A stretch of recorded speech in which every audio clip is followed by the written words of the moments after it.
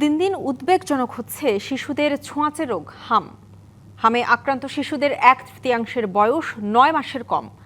টিকা দেয়া থাকলেও যে কোনো বয়সের শিশু বা বড়রা আক্রান্তের ঝুঁকিতে রয়েছেন বলে জানিয়েছেন চিকিৎসকরা।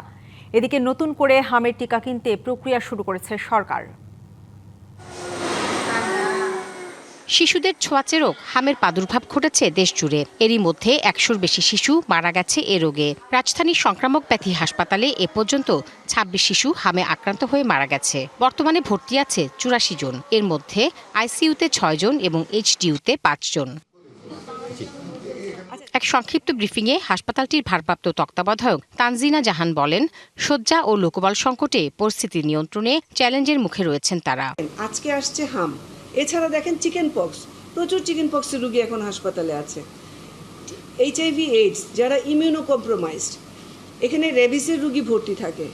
সুতরাং আমাদের ফোকাস তো শুধু একটা বিষয়ে না, সকলেরই জনবল সমস্যা আছে, অক্সিজেনের সমস্যা আছে, তারা এটা নিয়মিত ফলো আপ করছে। সংক্রামক ব্যাধি হাসপাতালের সক্ষমতা বাড়াতে হবে। স্বাস্থ্য অধিদপ্তরের অতিরিক্ত মহাপরিচালক জাহিদ রায়হান জানান, জুন বা জুলাইয়ে শুরু হতে পারে বিশেষ টিকাদান কর্মসূচি। তার আগেই কেনা হবে টিকা। বর্তমান সরকার 200-র বেশি সার্ভিস ও ফিচারে লেনদেনের সব বিকাশ অ্যাপে সম্ভব।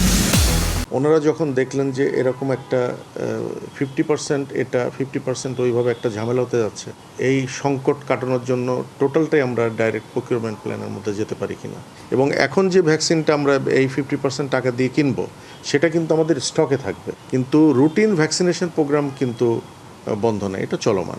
হামের প্রকোপের কারণ অনুসন্ধানের সিদ্ধান্ত নিয়েছে স্বাস্থ্য অধিদপ্তরের টেকনিক্যাল অ্যাডভাইজারি গ্রুপ।